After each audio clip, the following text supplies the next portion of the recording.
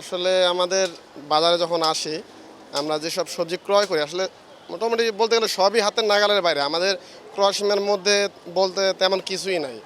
1 KG লেবু কিনবেন সেটাও 30 টাকা হালি, বা 1 কেজি বেগুন কিনবেন 100 টাকা, মানে 100 টাকার নিচে কোনো সবজিই নাই। মোট কথা আসলে কি বলবো, এই বেতনে আমাদের চলাই অসম্ভব।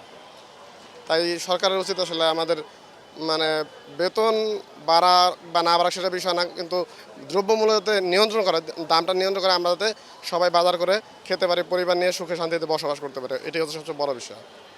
আমাদের বাসা থেকে আসলে কারণ বাজার আসাটা যাওয়াটা খুব ঝামেলার বিষয়। আসলে আমাদের সময় থাকে না, কারণ আমাদের অফিস শুরু হয় সকাল 9টায়, আমাদের বাসা থেকে বেরোতে হয় সকাল 7টায়। তো আমাদের কারণ বাজার আসার সুযোগও হয় না যে এসে বাজার করব। ঠিক আছে, তো আজকে হঠাৎ মনে করলাম যে অফিস থেকে একটু আগে বেরোয়েছি, তো কারণ বাজার থেকে কিছু সবজি কিনে নিয়ে যাই, এই আর কি আশা। কারওয়ান বাজারের সবজিগুলো ফ্রেশ নাকি এলাকার সবজিগুলো সবচেয়ে ভালো? আসলে কারণ বাজার তো আসলে এখানে পাইকারি সবজি আসে, এটাই তো পরবর্তীতে এলাকায় যায়। তো এলাকায় যাইতে যেতে আর কি ওই আমরা তো যদি মনে করি যে কারণ বাজার থেকে নেব, তাহলে কারণ বাজারটা তুলনামূলক ফ্রেশ আমি মনে করি। কারণ হচ্ছে যখন এটা এলাকায় আপনার গাড়ি করে যাবে তখন তো সেটা আরও আস্তে আস্তে অবস্থা খারাপ হতে থাকে।